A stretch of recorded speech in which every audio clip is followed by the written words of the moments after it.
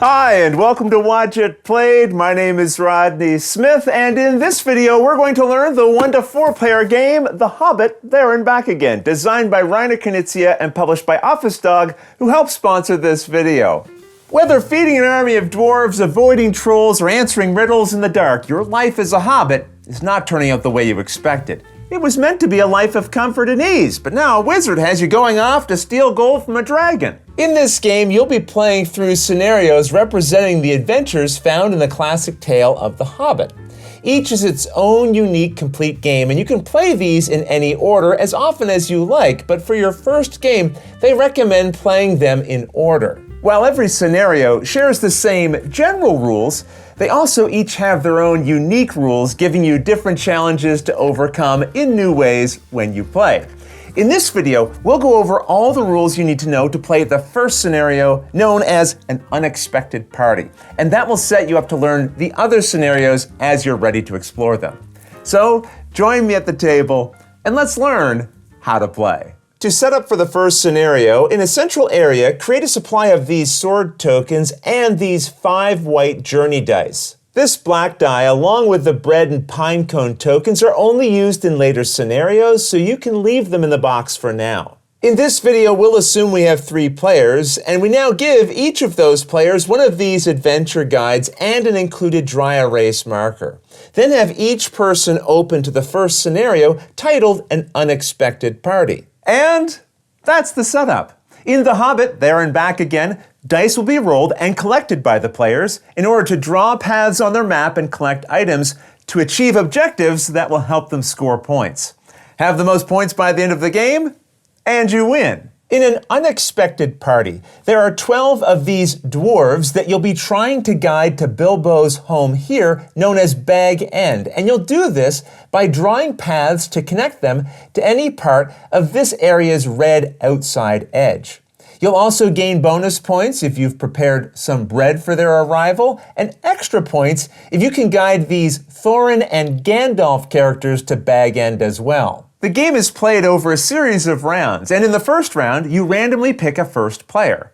Or, as is customary among hobbits and dwarves, you can instead have the shortest person go first. Either way, that player will collect and roll all 5 of the white journey dice. Then they'll pick any one of those dice to put in front of themselves and immediately resolve the symbol it shows. We'll see how you resolve dice in a moment, but I just want to first explain the full turn order. So we'll keep going and come back to dice effects a little later. After the first player has resolved their die, the next person in clockwise order collects any one of the remaining dice to resolve, and you continue like this in clockwise order around and around the table until the last die has been taken and resolved as well.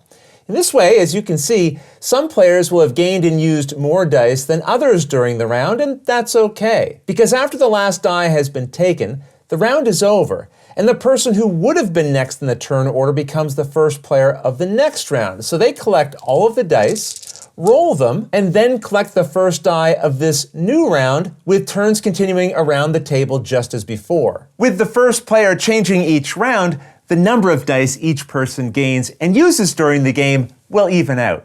And remember, you resolve the side showing on the die you took as soon as you take it, before the next player takes their turn.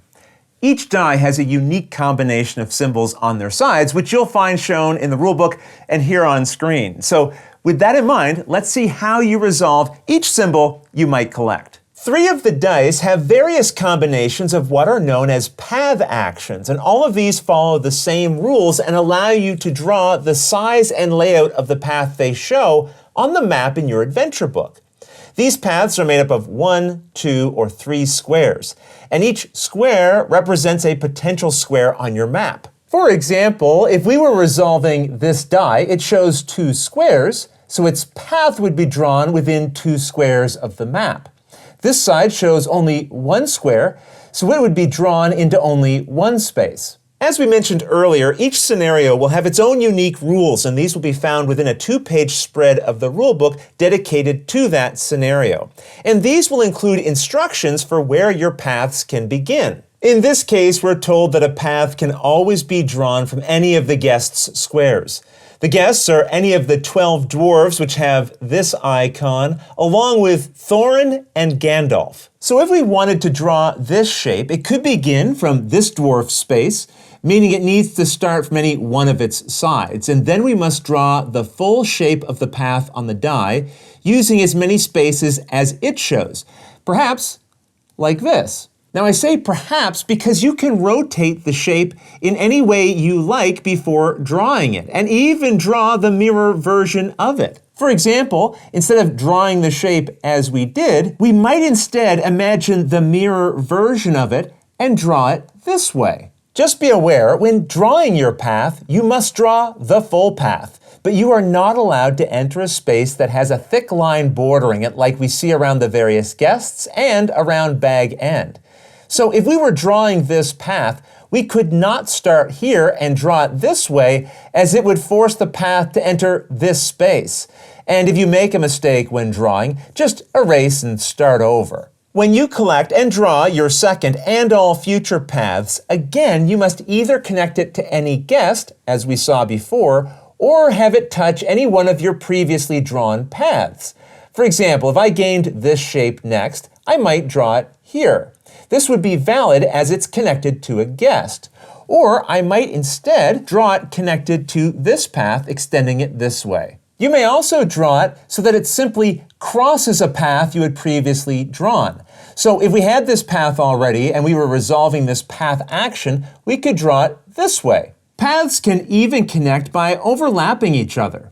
If I was marking this path, I could overlap this section by drawing it this way. Just try to be relatively neat and tidy with your lines, keeping them centered within the spaces like you see on the dice, which will help avoid confusion about the paths that you're drawing. Okay, with that understood, there's two very important terms we need to be aware of: connecting and entering. When a path is touching the edge of a space, it is connected to it. So this path is connected to this space and this space. On the other hand, if the path goes into a space, it has entered that space. So this path has entered both of these spaces. So again, you can connect to a space with a thick border, but you cannot enter one. Anytime you first enter a space with what is known as a resource symbol, you collect it, and there are a few different types. This is a sword resource. So drawing a path like this would gain us one sword token, which you collect from the supply. We'll see how swords are used a little later, but each scenario will have its own rules for how you collect and use resources. Just be aware, you do not gain a resource from a space you enter a second time with a different path, but you would gain another sword the next time you enter a different path showing a sword. The game comes with bread tokens. However, in this scenario, when you first enter a space with a bread resource, you do not collect one, and that's why these were left in the box during setup. Instead, when you gain bread in this scenario, mark off the leftmost unchecked bread icon from either of these three sections. This is the section for the 12 dwarves, this is for Thorin, and this is for Gandalf, and you'll notice they're separated by these lines. To mark off a bread, you just fill in its circle. These are, again, each separate sections. So you don't have to fill in all of the bread under these dwarves before you can start filling in the bread under Thorin or Gandalf. And we'll see why you might choose certain sections to fill in a little later. Two of the journey dice also show resource symbols, and sometimes more than one on the same side. If we collected this die, we'd check off two more bread icons from the same or different sections. On the other hand, if we collected this die, then we would gain two more sword tokens. Just be aware, once you've filled in every bread icon in your book, any extra you would gain are just ignored. Again, we'll see the value of swords and bread a little later, but we also have this hat icon that you can gain from the dice or by entering a space with one. For each, you're receiving help from the wizard Gandalf, and you fill in any one box with a hat in what is known as the magic action area of your adventure book. Now, if doing this fills in all of the wizard hats beside a path or any number of resources, then immediately resolve those related symbols. So if I had just filled in this hat, I'd now draw this path on my map as we saw before, and as usual, I can rotate and mirror this path as I like when I draw it. In some cases, you'll find multiple wizard hats together. If so, you do not have to fill them both in at the same time. I could use this die to fill in just this one hat, and then on a future turn, if I filled this one in as well, I would gain 2 sword tokens. Just know you can only use each magic action once. So with these spaces filled, I couldn't gain 2 swords from this effect again later. Also, if a space or die would give you 2 wizard hats at once, you must use them both on the same magic action. I could not, for example, use one here and another here.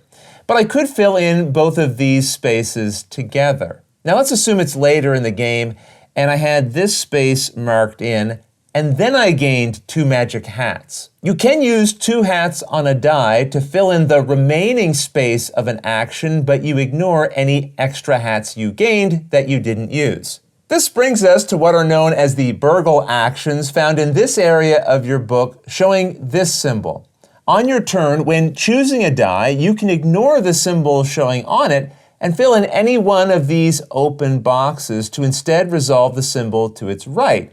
And again, you can fill these in any order. So I might use this die to fill in this space and gain a bread, which would then fill in the next unmarked leftmost bread icon in any one of my sections. Okay, with that we've covered how to resolve a die when you collect it. So next, let's learn specifically what we're trying to accomplish when we resolve these dice in this scenario. We know paths can be started from any of these dwarves and Thorin or Gandalf.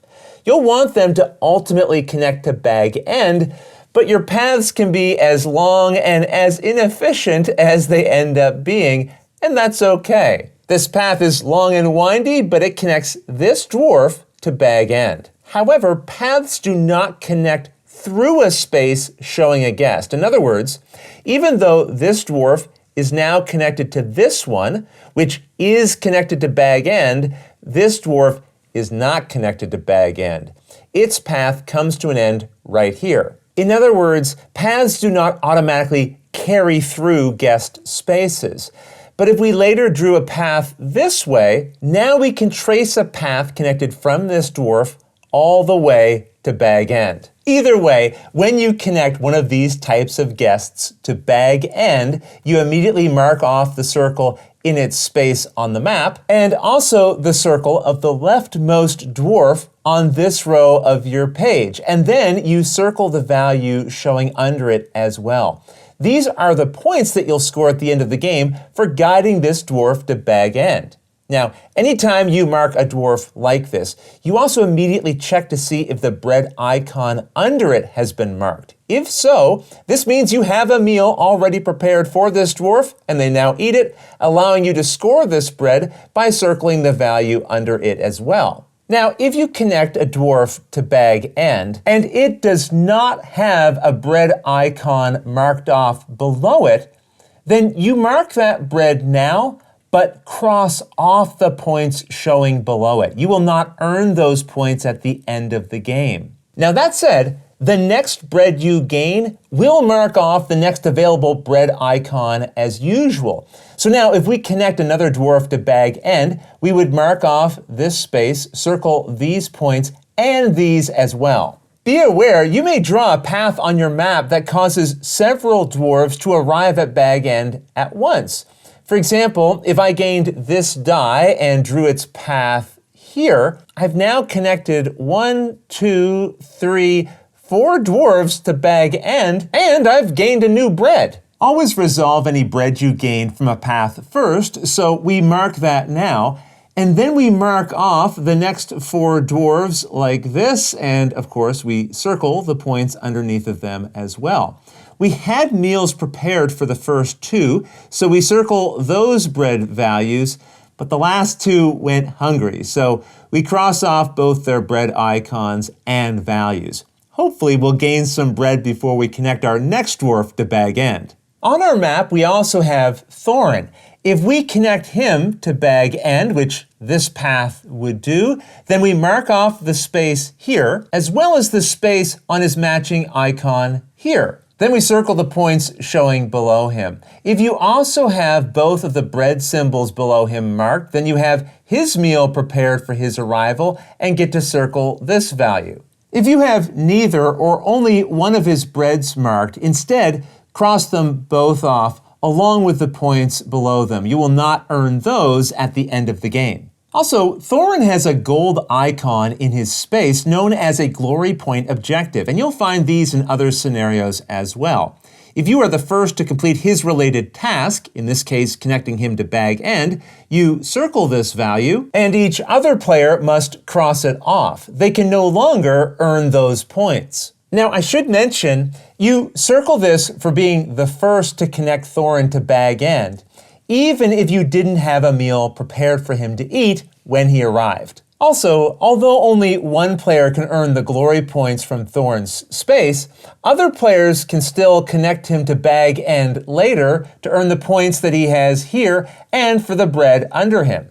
Gandalf's space works exactly like Thorin's, so follow the same rules for connecting him to bag end, feeding him, and earning his glory points. And those are all the rules for playing this scenario. And rounds will continue with players taking turns, collecting and resolving and rolling dice until eventually the game ends. Each scenario will have its own rules for this, shown by a checkmark symbol. In this case, the game ends immediately as soon as any one player has connected all 12 dwarves to bag end. Although Thorin is technically a dwarf as well, he doesn't count as one of the 12 you need to connect to bag end in order to end the game. Only dwarves that look like this are considered. When the game is over, it's then time for final scoring. First, add together all of the points you circled for dwarves you connected to bag end, as well as any from Thorin and or Gandalf if you connected either of them, and put that total into the space for it here. Next, add up all of the points you earned from guests who received bread when they arrived, and put that total right here. Now check how many sword tokens you collected, and using the top row of this table, find the range you fall between, and then circle the value showing below it. So if you had 1 to 4 swords, you'd circle the 5, or if you had 5 to 9 swords, as we do here, you'd circle the 10. Now add any points you might have earned for swords to any glory points you might have gained and record them in the spot here. Finally, you'll total all 3 of these values together and record it in this space as your final score. Now the player with the most points wins, and in the case of a tie, the tied players share the victory. And with that, you now know everything you need to know to play the very first scenario. And it can easily be reset and played again over and over by simply using the erasers on the pens or wiping off the markers with a damp cloth if you prefer that. Either way, when you're ready to try a new challenge, simply turn to the next page where you'll find a new scenario. Also turn to the Related Scenarios page in the rulebook to learn about any changes it introduces. For example, here you'll find dashed lines and dangerous spaces. Dashed lines are unique because they separate different regions of your map. As soon as you cross a dashed line, you are entering a new region and can no longer draw any paths within spaces from the previous region. There are also trolls to deal with in this scenario and new ways to use swords. In scenario 3, you'll be dealing with thunderstorms and have to battle a host of goblins, while in scenario 4, things take a very unique turn as you'll find yourself putting away the journey dice and using this die instead. Here you'll no longer be drawing paths, but filling entire spaces in as you attempt to solve all 8 of Gollum's riddles. And the variations just continue from there as you move through the remaining scenarios, which, again, you can play in any order as often as you like. When you want an even greater challenge, there is a hard mode for each of the scenarios which you can attempt by modifying the maps as indicated on these pages and following any new instructions shown with them. There's also a bonus epic mode which allows you to combine scenarios 7 and 8 into a single game. And you'll find rules and this component for a solo mode if you want to tackle the scenarios alone. But those rules I'll leave for you to discover on your own. Otherwise, that's everything you need to know to play The Hobbit There and Back Again. If you have any questions about anything you saw here, feel free to put them in the comments below, and I'll gladly answer them as soon as I get a chance. You'll also find forums for discussion, pictures, other videos, and lots more over on the games page at Board Game Geek, and I'll put a link to that in the description below. And if you found this video helpful, please consider giving it a like, subscribing, and clicking that little bell icon so you get notification anytime we post a new video. And if you'd like to support us directly, you can join our Patreon team, which I'll have linked below. But until next time, thanks for watching.